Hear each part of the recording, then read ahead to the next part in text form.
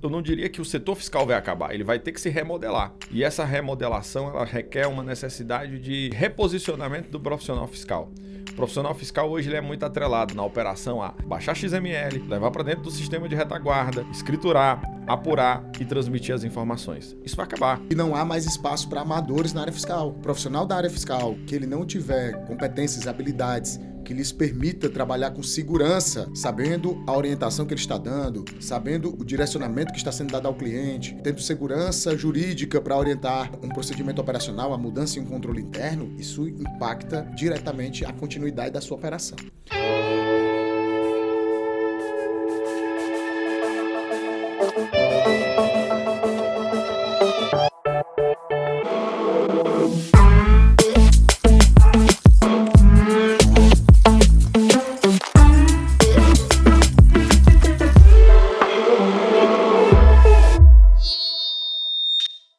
Você vai ouvir muito por aí que a reforma tributária é uma revolução. Eu prefiro dizer que ela é uma realidade. Uma realidade que já está em vigor, que tem cronograma definido, que tem leis complementares já aprovadas e que desde o início de 2026 entrou em sua fase de testes. 2026 é o ano que o Brasil começa a operar com IBS e CBS de forma prática. E a pergunta que todo profissional precisa responder hoje não é mais o que vai mudar com a reforma tributária. A legislação já diz o que vai mudar.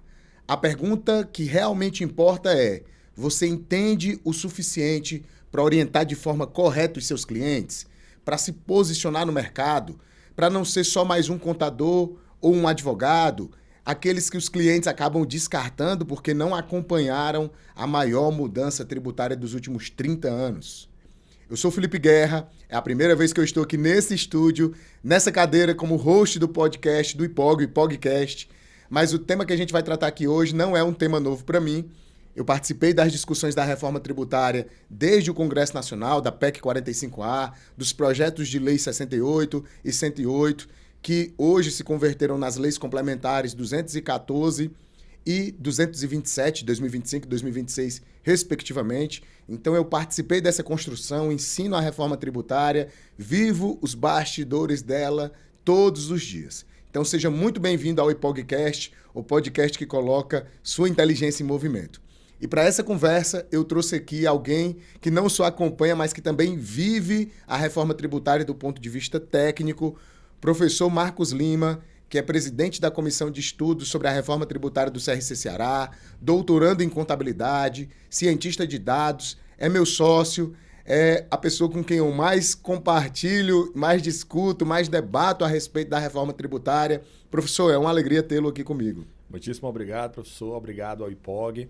É um movimento que nós estamos aqui trabalhando constantemente e eu estou à disposição, professor, para poder compartilhar o máximo de conhecimento para você, contador, para você, advogado, e assim ajudar a operacionalizar, né? Perfeito, professor. Vamos lá, vamos começar do começo, vamos esclarecer aqui para quem está nos assistindo em que ponto nós estamos efetivamente da reforma tributária. Eu comecei falando que nós já temos 2 leis complementares aprovadas, mas em que ponto nós efetivamente estamos? O que é que ainda está pendente de ser normatizado? Qual é a sua expectativa? Qual é a expectativa dos profissionais da contabilidade para esse primeiro momento? A nossa expectativa é de acordarmos amanhã com o regulamento, né? Então, o regulamento, sem dúvida nenhuma, é a nossa principal expectativa dos próximos dias. Embora nós já tenhamos a emenda constitucional e 2 leis complementares, nós não podemos postergar o estudo da reforma, professor, muito em função das prioridades que nós temos. Então, nós estamos num momento em que, embora estejamos esperando o regulamento, nós temos conteúdo sim, nós temos dados sim, que nós podemos utilizar exatamente para poder aplicar nos nossos clientes. É perfeito isso, né, professor? Porque nas discussões no dia a dia, ainda é comum ouvir colegas profissionais dizendo assim: eu só vou começar a estudar quando sair o regulamento, eu só vou começar a estudar quando tiver a apuração assistida em pleno funcionamento. Mas nós sabemos, já existe a Emenda Constitucional 132, incorporada à Constituição Federal, ao nosso ordenamento jurídico tributário. Nós já temos 2 leis complementares que instituem IBS, CBS, Imposto Seletivo, Comitê Gestor, promovem as mudanças no nosso sistema tributário. Já temos as notas técnicas, já temos os atos normativos conjuntos do Comitê Gestor e da Receita. E a verdade é que o profissional que quer estar preparado, que quer estar em atuação prática no mercado, ele já tem muito material para se preparar e para estudar, não é verdade? Muito material técnico fundamentado, muito material de conteúdo, inclusive do ponto de vista ali profissional. O próprio professor Felipe Guerra, nós produzimos conteúdo constantemente. E desse material nós conseguimos um compilado para saber quais são as nossas prioridades. E está tudo bem você definir a sua prioridade com base nas empresas das quais você trabalha. Então esse é um movimento, professor, que vale muito a pena. É um caminho sem volta. Então sabemos que nós somos resilientes, o profissional tributário é resiliente, já passou por diversas revoluções e agora é mais uma revolução que nós temos que enfrentar, como a reforma tributária. Perfeito, professor. Vamos lá. Eu tenho dito muito nas aulas que nós vivemos um ambiente que é muito arrecadatório, isso é fato, né? Isso não é uma questão de opinião. A gente vê uma sanha arrecadatória dos entes competentes na criação, no arrochamento das cobranças dos tributos, isso é fato. E esse ambiente ele também é altamente técnico. O profissional precisa estar muito bem preparado e isso é um fato. Agora, saindo do ponto de vista de que nós estamos aguardando o regulamento, que nós temos normas, quais são, na sua visão, os pontos que o profissional deve priorizar nesse momento de preparação? Digamos assim, vamos construir uma sequência lógica. O que é que eu preciso entender no começo? O que é que eu preciso entender em seguida? Como que eu posso estruturar para ter uma visão daquilo que já está mais solidificado, daquilo que ainda é mais controverso? Eu diria que a escolha de determinados artigos, principalmente para estudar a linha lógica da reforma tributária, é fundamental nesse momento, já que você talvez ali não queira estudar a parte fundamentalista da coisa, né? Acadêmica da coisa. Então, a escolha de alguns artigos são importantes, né, professor? Então, o próprio artigo 10º na formação do fato gerador, o artigo 12 na formação da base de cálculo. A discussão desse ponto é um dos pontos mais importantes nesse momento. Como vai ser a formação da base de cálculo a partir de 1º de janeiro de 2027. E depois disso, eu iria para um aprofundamento muito ali no artigo 27 para entender o conceito de extinções do tributo. Ou seja, imagina que nós temos muitos artigos da Lei Complementar 214, nós temos muitas informações nas nossas técnicas, aí você diz, poxa, professor, tem muita coisa para estudar. E você está aguardando o regulamento, né? Então, assim, o que é que eu preciso priorizar? A parte base, fato gerador, base de cálculo, e extinções. Quando você entende esse processo, vira a chave, professor. Vira a chave porque foi assim comigo. Então, eu entendo que a virada da chave do entendimento da reforma é conceber o que é o fato gerador do IVA dual, do IBS, da CBS, base de cálculo e as formas de extinção. Quando você entender esse movimento, eu diria que depois você começa a abranger ali a não cumulatividade, a estrutura dos créditos, mas primeiro você precisa virar a chave e, sem dúvida nenhuma, esse seria um primeiro foco. Perfeito, professor. Concordo plenamente.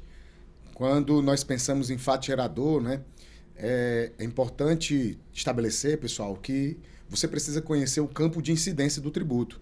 Em que é que o tributo incide, em que é que o tributo não incide, quais são as imunidades que estão previstas constitucionalmente, quais são as hipóteses de isenção. Porque se você compreende esses fatores e você associa isso ao conhecimento de quem é o contribuinte, quem é o sujeito passivo, quais são as modalidades de extinção, como falou o professor, qual é o momento da ocorrência do fato gerador, qual é o local da ocorrência do fato gerador, você consegue compreender a apuração do tributo. E é interessante, né, professor? Porque eu estava refletindo aqui. A gente passeia por várias camadas no que diz respeito à reforma tributária. Então, muitas vezes nós estamos em discussões como nas comissões técnicas que participamos, que a discussão é muito aprofundada, como nos grupos de estudos avançados que nós participamos, que as discussões são muito aprofundadas, mas nós também chegamos em vários momentos em ambientes onde as pessoas estão conhecendo a reforma tributária ainda, o conhecimento ainda é muito incipiente, ainda se tem uma impressão de que a reforma não está pronta para ser iniciada. E aí eu queria que você trouxesse para mim qual é a sua visão, o que é que você tem visto ser discutido em grupos de estudos e em discussões mais avançadas que não é visto por quem está só passeando por notícias ou pela superficialidade da reforma? Primeiro a gente precisa separar os dois momentos da reforma nesse exato momento, né? Que eu diria o momento A e o momento B. O momento A é um momento técnico, fundamentalista, estruturado, normatizado. Esse existe, esse não há o que se discutir. Então, essa estrutura ela é importante de ser estudada, de simular, de estruturar, de planejar. Agora, nós sabemos, pessoal, que nós estamos também no momento B, que ainda é de início de implantação tecnológica. Então, se você passa a compreender que existe um início de implantação tecnológica, que não tem nada pronto de uma apuração assistida ainda disponível, você tem ali coisas pontuais funcionando com problemas, mas a gente também não pode crucificar uma estrutura completa da reforma em função ainda de um não avançar da tecnologia. Então, nós teremos isso sim. Só que, para que isso aconteça do momento B tecnológico, eu preciso estudar tecnicamente, eu preciso entender tecnicamente. Então, eu diria que muita gente acha que o negócio não vai funcionar porque não está vendo, né? Porque não está conseguindo ter um arquivo para poder compreender, mas isso é secundário nesse momento. O que a gente precisa entender é a técnica da coisa, o processo, como é que está funcionando, quais são as possibilidades, quais são as premissas estruturadas, e isso a gente só consegue ver estudando exatamente o conteúdo que a gente propõe, né? Perfeito. Mas, professor, eu queria puxar um pouco para os bastidores da construção. Você foi bem aí, fugiu pela tangente, mas vocês sabem, né, pessoal? Nós somos sócios e vou dar um exemplo prático aqui para vocês. Nós estamos participando do projeto piloto do IBS. O Comitê Gestor do IBS selecionou no início de 2026 123 empresas para testarem a apuração assistida do IBS. Para quem não sabe, nós teremos 2 apurações assistidas, uma da CBS, que está sendo desenvolvida pelo SERPRO, e uma outra do IBS, que está sendo desenvolvida pelo Comitê Gestor. Lá no ambiente do projeto piloto, professor, sem, obviamente, revelar aquilo que não pode ser revelado, mas dentro desses bastidores da construção, como tem sido a experiência da apuração assistida? Eu tenho uma visão, mas queria ouvir a sua também, principalmente do ponto de vista mais tecnológico do processo. Nós já conseguimos perceber que existe uma escalada dentro desse processo tecnológico, né? Dentro das 123 empresas que o professor citou, nós já fazemos vários testes, tanto do ponto de vista de débito tributário como de crédito tributário. Claro, o sistema, a apuração, a plataforma em si precisa ser melhorada em usabilidade, mas em termos de cruzamento de informações é um negócio formidável. Por quê? Porque é possível perceber que o setor fiscal que nós entendemos hoje, que nós trabalhamos hoje, ele vai mudar. Por quê? A apuração assistida que eu e o professor Felipe já acompanhamos e visualizamos, ela já torna um procedimento de baixa de XML, de classificação. Tudo isso será incorporado ao nosso movimento. E aí a gente vai trabalhar agora com eventos, nós vamos trabalhar agora com classificações mais refinadas, mais técnicas. Eu não vou ter mais aquele apertar de botão, professor, como é um envio do SPED, por exemplo. Então tudo hoje será muito bem cruzado, já é possível perceber isso. Então essa estrutura bem definida, que embora se não tenha uma tecnologia de usabilidade muito abrangente ainda, mas a tecnologia que se propõe de cruzamento, de lapidação do dado, de visualização, de menor trabalho de fato como assistido, né? Realmente é possível já perceber. Interessante, né, professor, você falar isso, porque de fato é uma ruptura de modelo. Totalmente. Nós temos um modelo hoje onde a maioria das pessoas que trabalham na área fiscal que estão nos assistindo, ou na contabilidade, sabem que o processo você recebe os documentos fiscais eletrônicos, escritura no sistema, seja no sistema ERP da empresa ou no seu software contábil. A partir disso você apura os tributos, manda as obrigações, manda guias. E isso tudo acaba, pessoal. Isso tudo deixa de existir. O processo da apuração assistida, ele já está fazendo o upload dos dados em tempo real. Você está emitindo documentos fiscais eletrônicos, ele já está recepcionando esses documentos, ele já está subindo para a base de dados. Ele já está permitindo uma visualização das informações da nota, do fornecedor, da chave de acesso, da modalidade de extinção de débito. E, de fato, o nosso papel acaba sendo muito mais de conferência, de avaliação, de verificação, um trabalho muito mais analítico, muito mais de análise, né, de analista, do que um trabalho operacional. Agora, professor, nós chegamos a um momento do nosso quadro que é interativo aqui no programa, né? Que é quando a nossa audiência entra direto aqui nesse nosso bate-papo. Nós vamos para o Pergunta Aí. Produção, roda a vinheta.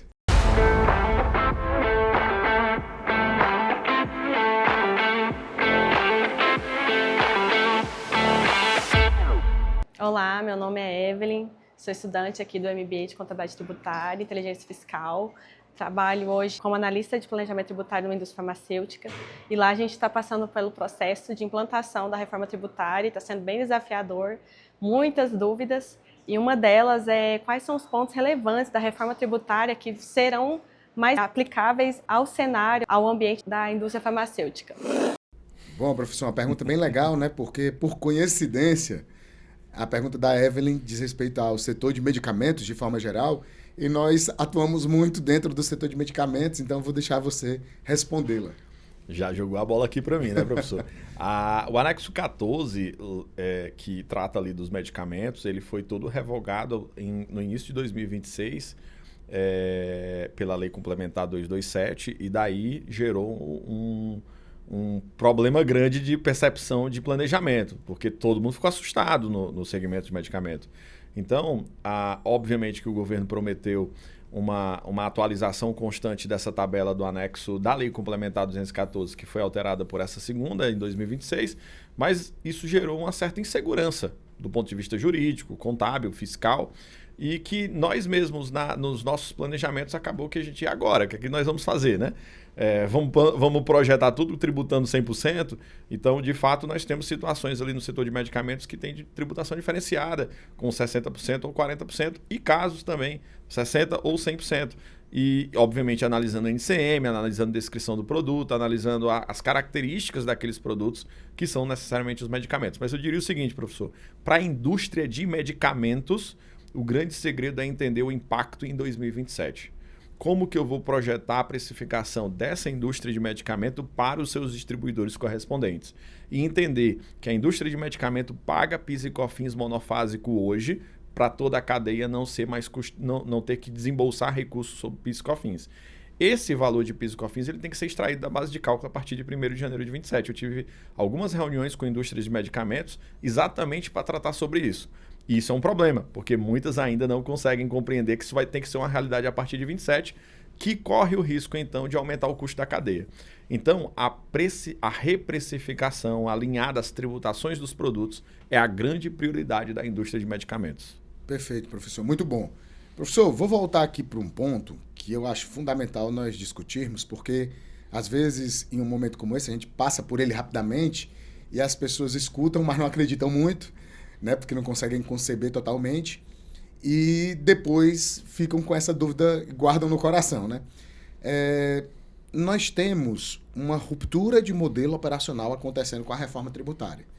Toda aquela lógica do processo de escrituração, que foi construído muito com base e a partir dos SPEDs, lá do Decreto 6.022 de 2007, muda de figura completamente. Eu queria que você falasse um pouco como que o profissional que está nos assistindo, ele pode se preparar para essa nova realidade. O professor Felipe, ele gosta de polêmica, né? Então, o que a gente pode dizer logo é o seguinte, o setor fiscal que você conhece hoje, ele vai acabar nos próximos anos, ponto. Mas eu não diria que o setor fiscal vai acabar, ele vai ter que se remodelar. E essa remodelação, ela requer uma necessidade de reposicionamento do profissional fiscal.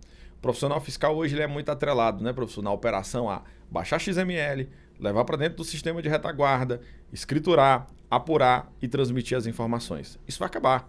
Essa remodelação ela precisa ser também perceptível do ponto de vista de você que está nos assistindo. Todo esse reposicionamento ele vai trazer uma nova característica e uma nova skill, né, que o mercado chama, para o profissional tributário dentro da área fiscal. Realmente, professor, você tem que ser consultivo, que é o seu movimento. Ser consultivo é estudar a lei, entender as notas técnicas, entender como é que é o funcionamento da apuração assistida e dar solução para o cliente. Projetando um dado, analisando o dado e consertando o dado. aquele movimento de ajuste técnico de última hora que no setor fiscal faz hoje, por exemplo, com a apuração de PIS e COFINS, não vai ser mais possível. A apuração ela deixa de ser, do ponto de vista prático, ali com 50, 55 dias de que você tem um prazo para poder decorrer de uma emissão de documento fiscal até o momento da apuração, agora ela passa a ser diária. Eu preciso acompanhar isso diariamente. E isso é desafiador, professor.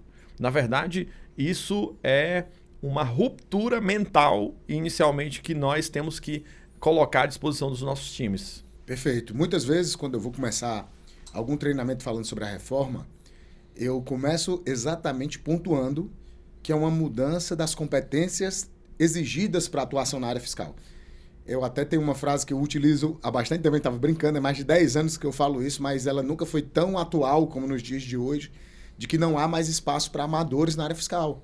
O profissional da área fiscal, que ele não tiver competências e habilidades que lhes permita trabalhar com segurança, sabendo a orientação que ele está dando, sabendo o direcionamento que está sendo dado ao cliente, tendo segurança jurídica para orientar um procedimento operacional, a mudança em um controle interno, isso impacta diretamente a continuidade da sua operação.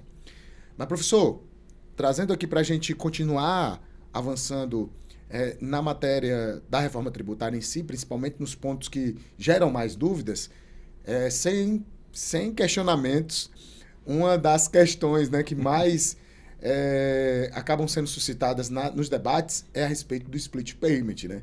Que as pessoas ainda acreditam que ele não vai funcionar, ainda acreditam que é um negócio de outro mundo, e o split payment vai funcionar, né? Ele já é uma realidade hoje para todos os marketplaces que nós utilizamos no nosso dia a dia, mas o que as pessoas precisam entender é que ele vai impactar diretamente o fluxo de caixa das empresas.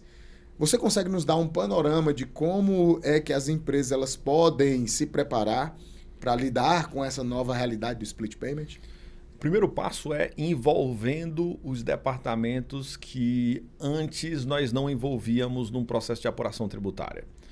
É envolver o setor financeiro, envolver o setor de compras, envolver a logística, é realmente ter um comitê para que os estudos de impacto sejam feitos.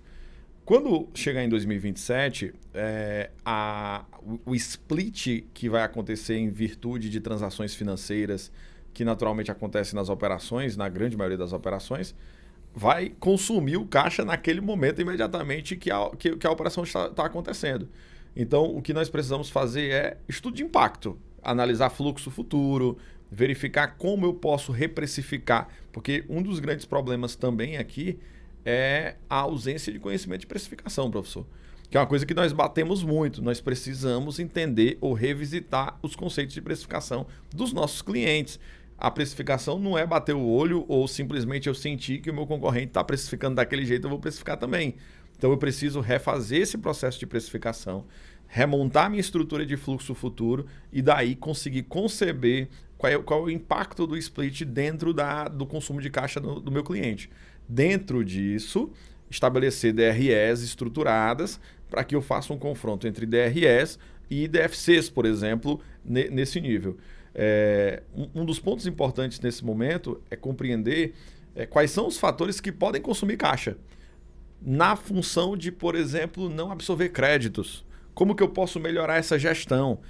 Será que eu posso controlar melhor meus participantes? Será que eu posso controlar melhor os meus produtos? Então, tudo isso vai afetar no fluxo futuro. Se eu não controlar agora, eu vou afetar o meu fluxo de caixa lá na frente, porque naturalmente eu não vou poder compensar, naturalmente eu não vou poder utilizar nenhum elemento de extinção de tributo que vai estar à disposição a partir de 27. É interessante, né, professor? Porque também o split, a gente percebe nos diálogos, nas conversas, que as pessoas se preocupam muito com ele sob a ótica do adquirente, sendo que, na maioria das vezes, quem vai sentir o impacto no seu fluxo de caixa é o fornecedor. Sim. Então, é importante também vocês procurarem entender essa dinâmica para poder saber onde serão os gargalos na geração e na manutenção de caixa, para que vocês possam atuar de forma mais precisa.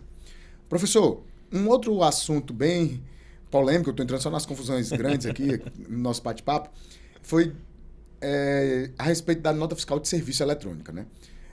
Já era esperado que a nota fiscal de serviço eletrônico fosse um problema, porque desde 2017 que havia uma expectativa de uma nota de ambiente nacional, padrão nacional. nós sabemos que isso só aconteceu para o MEI e ainda não era com um funcionamento tão perfeito. Só que agora, em 2026, os municípios eles não tiveram opção. Ou eles corriam para o ambiente nacional, ou eles adaptavam os seus sistemas para se conectarem, se comunicarem com o padrão nacional. Professor, o que é que o profissional ele precisa saber sobre nota fiscal eletrônica, nota fiscal de serviço eletrônica, sobre o cumprimento das obrigações acessórias, em que status nós estamos sobre a nota fiscal de serviço? Vamos falar um pouquinho sobre os documentos fiscais eletrônicos. Se eu entrar nas notas de serviço, primeiro eu preciso ter... Eu sei que a gente tem aí uma necessidade de implantação, mas primeiro eu preciso também ter a sensibilidade de que o Brasil é um país enorme, né? Nós temos 5.500 prefeituras, mais de 5.500 municípios para poder chegar num consenso desse movimento. É quase impossível todo mundo chegar no mesmo consenso. Então, partindo desse princípio que eu tenho essa consciência, depois eu vou para entender a minha prefeitura. Eu vou entender como é que está o funcionamento da prefeitura que eu estou alocado e daí eu vou entender como que o sistema da prefeitura está funcionando. Algumas prefeituras já trabalham dentro do ambiente nacional sob muitos problemas, mas conseguem, outras querem engessar com regras próprias. Então, quando eu entendo como é que está a minha prefeitura a nível de emissão de documento fiscal e eu vou compreender quais são as regras que estão atreladas, aí eu vou, será que agora já tá exigindo, por exemplo, o destaque do IBS da CBS? Eu já vi algumas, inclusive, no próprio cálculo da prefeitura, excluindo o IBS e CBS da base de cálculo de forma equivocada. Os sistemas não conseguiram se comunicar ainda bem. Então, a gente tem que ter muita cautela. E essa muita cautela só é possível ter, professor, com conteúdo.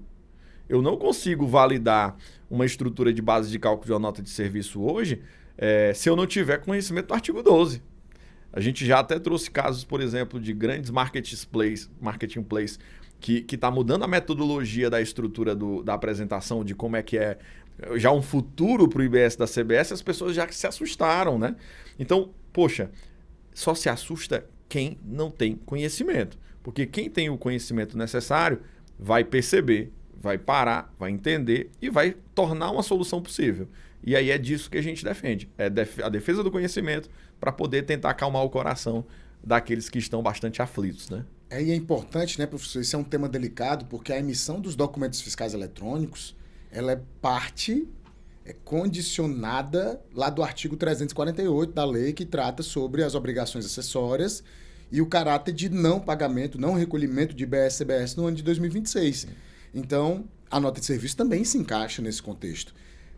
E nós sabemos que emitir uma nota, muitas vezes, acaba sendo, né, tendo a sua importância diminuída. A pessoa, só emitiu uma nota. Sim, mas emitir uma nota requer que você saiba o NCM correto, o CST correto, a classificação tributária correta, a alíquota correta, se tem redução, se não tem redução, se tem a alíquota reduzida, e qual é a alíquota efetiva, se tem a redução. Local da incidência. Local da incidência.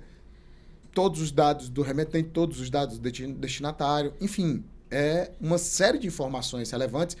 No caso da nota de serviço, o NBS, Nomenclatura Brasileira de Serviços, e aí nós temos municípios que adotaram o ambiente nacional, municípios que estão mandando as informações para o ambiente nacional. Então, de fato, acaba sendo bem tumultuado esse desafiador. Momento de adaptação. Mas, professor, vamos falar de um assunto também que é interessante, é que a contabilidade ela ganha uma relevância muito grande com a reforma, não só do ponto de vista de a contabilidade como uma ferramenta de gestão.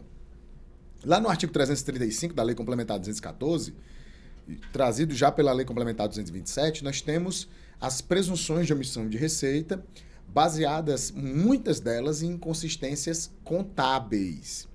Isso significa que o contador que não fizer uma contabilidade em dias, uma contabilidade de qualidade, uma contabilidade que não esteja plenamente conciliada, ele vai acabar expondo o seu cliente a risco. Como que você pode falar para a gente sobre como seria uma contabilidade que trouxesse mais segurança tributária, além, obviamente, de toda a parte gerencial estratégica, consultiva da contabilidade? Eu já posso começar a resposta dando um exemplo, né? Por exemplo, a gente tem a conta de adiantamentos, professor. É uma conta que às vezes é negligenciada, seja um adiantamento de fornecedor, seja um adiantamento de clientes. Sendo que, num cruzamento de dados com a reforma tributária, com as lógicas da reforma, você já tem um adiantamento como fato gerador do IBS da CBS. E, portanto, já se sabe que ali pode ser que exista uma omissão. Então, veja que a contabilidade, sendo bem utilizada, ela pode servir para o bem, mas também pode servir para o mal. Lógico que você vai trabalhar essa estruturação de conciliação. E aí surge uma nova skill, né? O setor fiscal, o time fiscal tem que conhecer um pouco de contabilidade também. Ou um pouco, eu diria, intermediariamente importante. Mas eu estava até na palestra hoje dizendo o seguinte, veja, a apuração não cumulativa de PIS e COFINS ela é extremamente complexa. E eu defendo sempre que a não cumulatividade de PIS e COFINS tinha que ser feita pelo setor contábil. Aí você vem, poxa, então a não cumulatividade de IBS e CBS deve ser feita por quem? Porque eu tenho vários elementos contábeis ali para poder ser conciliado. Juros, multa, adiantamentos, toda a estrutura de crédito tem função contábil, por exemplo, crédito financeiro. Então, veja que se o time fiscal não tiver uma skill contábil também, ele não vai conseguir compreender a apuração assistida. E partindo disso, uma conciliação com balancete. Ah, Marcos, então eu vou precisar ter balancete em dias? Necessariamente é uma ideia que se precisa ter, sim, uma conciliação em dias, uma validação. E isso muito em função da tecnologia. Sem tecnologia, um processo contábil hoje vai demorar muito, absurdamente, até pelo volume de dados. Então, sim, professor, a skill contábil, né, para um time fiscal, por exemplo, sem defender que o time fiscal vai ter que apagar, né, vai ter que acabar, não. Ele vai ter só que adquirir uma função contábil muito maior do que nós temos hoje. Daqui para frente, de 2027 para frente, sem dúvida nenhuma, a função de conciliação vai ser importante. Eu bato muito na tecla, professor, por exemplo, de que o tributarista, o bom tributarista, ele tem que entender de 3 coisas fundamentalmente, né? Ele tem que entender de tributos, e eu sei, tá, pessoal, que isso pode parecer meio óbvio, mas não é tanto, tá? Porque é comum você encontrar tributaristas que, por exemplo, não querem entender de obrigações acessórias porque acham que isso é coisa da operação, mas a obrigação acessória é parte da obrigação tributária que surge com a relação jurídico-tributária, então é importante que se entenda também. Tem que entender de contabilidade, porque nosso sistema tributário ele foi construído com base na contabilidade. Basta pensar que a maior parte da arrecadação do país é oriunda das empresas tributadas pelo lucro real, e no lucro real não existe apuração sem contabilidade. Então, você tem que entender de tributo, você tem que entender de contabilidade, você tem que entender de tecnologia. São os 3 pilares hoje de atuação de um tributarista.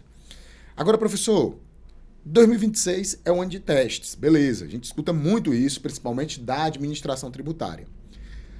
Como que o profissional ele pode calibrar isso, conciliar a urgência de correr na parametrização dos cadastros, fazer todo o trabalho junto aos seus clientes e, ao mesmo tempo, saber que o cliente muitas vezes está ouvindo por parte do fisco, está ouvindo por parte dos parlamentares, que ninguém vai ter que pagar, que isso é um período só de testes. Como que ele pode conciliar isso na sua ótica?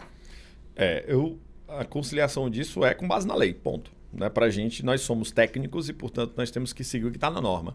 Então, quando nós abordamos o artigo 348 da Lei Complementar 214, ela é inicialmente, no seu caput, ela já deixa muito clara. Existe fato gerador, ponto. Né? Existe o fato, ele vai ter que ser cumprido. E, partindo disso, existe uma determinação na própria norma que, se houver um cumprimento das obrigações acessórias, você vai ser dispensado desse recolhimento. Para dizer que esse movimento é um movimento de teste. Então, professor, tudo isso é importante ser dito que, no Brasil, mesmo a dispensa clara, lá na frente ela pode ser questionada, né? E esse ser questionado significa dizer eu preciso de provas. Hoje, então, eu preciso, professor, alinhar cadastro de produto, alinhar participante, alinhar processo de documentação relacionado à emissão de documento fiscal, alinhar contabilidade para que eu, junto com esses documentos, junto com esses fatos, junto com essa organização, lá na frente, daqui a 5 anos, se eu for questionado, eu tenha prova suficiente para dizer, olha, eu cumpri, portanto eu fui dispensado e, naturalmente, eu não posso ser penalizado por nenhuma questão desse nível. E assim, por mais que você diga, mas eu vou ser dispensado. Não. Vamos seguir a norma? Se a gente segue a norma, a gente segue o compliance do processo. E é tão interessante isso, professor, porque nós tivemos em dezembro de 2025 a publicação de um ato normativo conjunto da Receita Federal do Brasil e do Comitê Gestor, postergando o início da exigência das informações dos documentos fiscais eletrônicos para efeitos do cumprimento do artigo 348 da Lei Complementar. Só que é tão verdade que, do ponto de vista jurídico, o ato normativo não tinha poder para alterar a obrigação prevista lá no artigo 348, que em 26, agora em janeiro de 26, foi necessário que a Lei Complementar 227 alterasse o artigo 348 da Lei Complementar 214, trazendo um parágrafo 3º, dizendo que, olha, caso você venha a ser autuado por descumprir a obrigação acessória, você terá um prazo de 60 dias para regularizar essa pendência e, dessa forma, essa autuação fiscal será desprezada. Mas, perceba, se o ato normativo tivesse poder suficiente, não precisaria do parágrafo 3º do artigo 348 da Lei Complementar 214. Imagina a briga do futuro, né? Imagine a briga do futuro. Professor, eu quero aproveitar o fato de você ser um profissional também da área de tecnologia, né? Muitas, hoje, das soluções que nós utilizamos nas nossas consultorias tributárias são desenvolvidas por você, pelo seu time. E eu quero lhe perguntar como é que você tem visto o uso de tecnologia na reforma tributária, não para efeitos da apuração assistida, mas para efeitos da fiscalização, para efeitos também do uso pelo contribuinte na prática da inteligência fiscal. Como que você vê que isso tem sido construído? Primeiro, nós, contadores, advogados, profissionais tributários, vivenciamos um momento ímpar. É um momento que eu acho que a gente não conseguiu viver, a não ser na época da Revolução Industrial. Nós estamos num momento de reformulação tributária e de reformulação tecnológica. Essa reformulação tecnológica, ela vem com a inteligência artificial. Então, pare e pense. Em que momento da história você está vivendo? Um momento em que eu tenho um avanço significativo da inteligência artificial com a reforma tributária. E tudo isso atrelado às soluções muito mais acessíveis, professor. E hoje vem surgindo um processo de inteligência artificial operacional. E esse operacional muito da movimentação assistida. E para ser conciliatório em grande escala, você tem hoje, professor, diversas soluções na inteligência artificial que faz com que você consiga projetar melhor, planejar, calcular e desenvolver pareceres extremamente técnicos. Então, o uso dessas tecnologias seria um tiro no pé, basicamente. Se você não estiver utilizando, basicamente você está fazendo tudo muito manual. E esse muito manual significa que você não está escalando sua produtividade. Então, a nossa sugestão é dentro dessa linha de uso da IA com consciência, de uso da inteligência artificial em função da parte tecnológica, mas sempre focado na técnica, validando essa técnica, validando a fundamentação e utilizando a inteligência para escalar sua produtividade. Eu e o professor Guerra produzimos antes da IA, por exemplo, 10x. Hoje, se a gente aplicar todo o nosso conhecimento que a gente vem estudando, a gente produz 100x. Então, isso é uma realidade e um movimento também, um caminho sem volta. A não ser que tenha um colapso mundial, né? Professor, enquanto nós conversávamos, eu estava refletindo, e eu acredito que para quem nos assiste tenha ficado muito nítido que só saber que a reforma tributária existe não é o suficiente. Saber que já tem leis, saber que já tem regulamentos sendo preparados, que já tem modelos operacionais, não é o suficiente. O que de fato vai separar o profissional que vai se destacar, e digo mais, que vai continuar no mercado, daquele que vai ficar para trás diante de toda essa mudança que nós estamos vivenciando, é o conhecimento para prestar orientações para os clientes, para trabalhar com consultorias, para gerar resultados concretos para as empresas. E é exatamente isso que o IPOG acredita, é exatamente isso que nós buscamos levar para a sala de aula, e foi exatamente isso que nós trouxemos para um MBA que eu coordeno, que é o curso de Contabilidade Tributária e Inteligência Fiscal do IPOG. Esse curso ele foi todo redesenhado para os profissionais que desejam dominar o sistema tributário, mas como um todo. A reforma tributária por si só, ela muda parte de toda a esfera tributária, mas ela não é a esfera tributária toda. E isso é importante também de ficar claro. Todo o contexto tributário, mais a reforma, mais o uso de ferramentas digitais são partes fundamentais do trabalho de quem atua no setor fiscal hoje, na contabilidade hoje, quem quer ser um tributarista, tá? De quem quer ser um tributarista. Está preparado para operar com competência e segurança diante desses novos cenários, desse novo ambiente cada vez mais exigente, é fundamental. Então, no nosso curso, você vai estudar gestão tributária, contabilidade digital, inteligência fiscal, tudo isso dentro de uma metodologia que combina uma base técnica muito sólida com aplicação prática. E esse é um ponto, né, professor, que na formação dos profissionais normalmente deixa muito a desejar, né? Ou a pessoa tem muita vivência prática, ou ela tem até uma boa bagagem técnica, mas ela não consegue conciliar bem as duas coisas. No nosso curso, com aulas uma vez por mês, no formato presencial, com professores que são profissionais ativos, profissionais de mercado, como eu e você, os profissionais, os alunos, eles conseguem ter conexão, contato direto com a realidade do dia a dia. Então, se você está sentindo que é hora de dar um salto de qualidade na sua formação e na sua posição no mercado, acesse o link que está aparecendo na descrição desse vídeo ou escaneie o QR Code que aparece na tela agora. O IPOG tem uma formação certa para o profissional que quer dominar a reforma tributária e que quer se tornar um tributarista de verdade. E vai ser um prazer encontrá-lo em sala de aula. Bom, pessoal, a gente chega ao final desta conversa, mas antes de fechar, eu preciso fazer uma pergunta final para o professor Marcos, uma última rodada aqui de questionamentos. Na verdade, vou fazer 2 perguntas diretas para você, professor. E eu quero que você responda bem ao seu estilo, tá? Primeiro, qual é o maior erro que você vê que os profissionais estão cometendo em relação à reforma tributária? Primeiro erro é postergar o processo de classificação fiscal das mercadorias e serviços nesse momento e levar, digamos aí, em termos populares, né, levar com a barriga esse movimento em função das postergações normativas que nós tivemos. Então, o primeiro passo que tem que ser feito é trabalhar a classificação fiscal de mercadorias e serviços nesse momento. E o segundo grande erro é também não verificar a estrutura de impacto tributário e de caixa. Pronto, se a gente consegue matar esses 2 problemas, a gente consegue resolver boa parte dos problemas de hoje. Você já entrou até um pouquinho na minha segunda pergunta, mas ela vai ser bem direta. Se você tivesse ali com um profissional da contabilidade na sua frente agora e tivesse que dar um ânimo a ele, porque ele está com medo, ele acha que não vai conseguir, o que é que você diria para esse profissional para que ele se preparasse para a reforma tributária? Primeiro, se matricule com o IPOG, né? Então, eu acho que é o grande ponto, até porque eu sou suspeito em falar, professor do IPOG há mais de 10 anos. Então, nós levamos aqui toda a prática da sala de aula para a sala de aula. E segundo, é buscar conhecimento técnico, né? Se você quer se acalmar quanto à reforma, a melhor solução é estudar.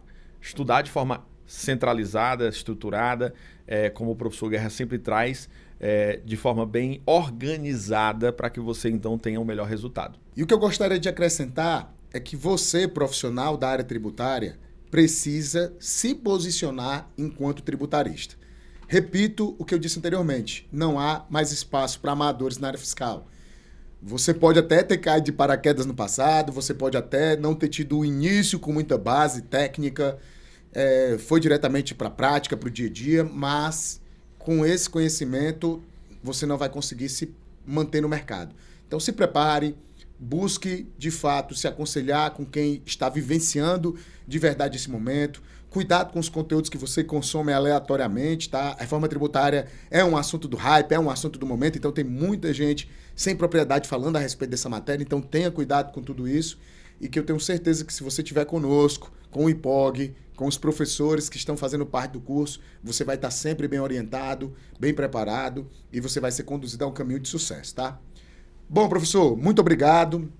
Você trouxe hoje para a gente não apenas um mapa técnico da reforma tributária, mas também toda uma visão de quem está construindo esse mercado. Então, para mim foi motivo de muita alegria caminhar com você na esfera profissional, estar aqui com você hoje, tá? Então, pessoal, nós falamos aqui de algumas coisas que inclusive estão nos bastidores, porque nós estamos participando dos pilotos, nós estamos participando de toda a construção da reforma. E para você que ficou com a gente até o final, eu acredito que deu para perceber que a reforma tributária é um tema para especialistas, para quem está de verdade preparado. É um tema para todo profissional que lida no dia a dia com os clientes, com empresas, que vai orientá-las, que vai orientar os controles internos, emissão de documentos, apuração de tributos, que vai fazer contabilidade, que vai ajudar um empresário a colocar dinheiro no seu bolso, a economizar valores. Então, quanto antes você entender toda essa lógica, quanto antes você se posicionar, mais preparado você estará para aproveitar todo esse mercado novo, tá? Se esse episódio ele te ajudou de alguma forma, se ele trouxe alguns insights para vocês, então compartilha com aquele colega de escritório, colega de trabalho, da faculdade, que você acha que precisa assistir também, ver esse bate-papo, ver essa conversa. Faz isso agora. Deixa aqui embaixo também o seu comentário, o que você achou desse nosso episódio do IPOGcast. E se inscreve no canal para não perder nenhum dos nossos próximos conteúdos, tá? Eu sou o professor Felipe Guerra, foi um prazer apresentar esse episódio do IPOGcast. Um grande abraço a todos.